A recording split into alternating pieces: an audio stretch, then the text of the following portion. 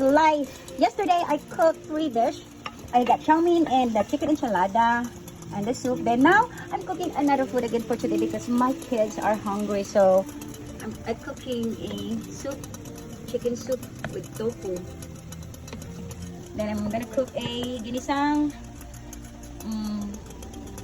spinach. Then, ginisang ampalaya or petimalon. Then, ayun, boiled, okra. Do na ako siya sa ginamos. Lamig ka na ba yun? Man naman tayo na yun. Wala ng palungon. O, diba? Upat ka buok recipe ang giluto na po di Mami Aini. Live of Mami Aini, sige gluto para sa iyang pamilya.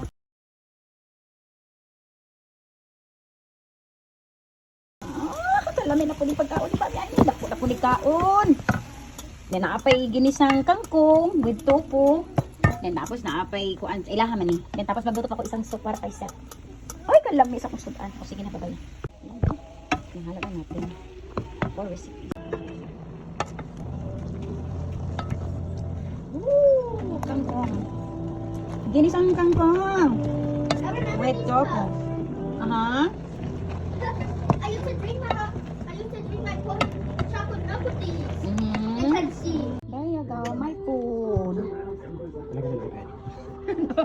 Ikaw talaga. Bella is eating. It's not clear. Why that model? Okay. That's bad. No. Hoy? You can't Talaga spread naman herpes tong to a mga dog. to. A dog can't spread herpes towards you. How do you know? I searched it out.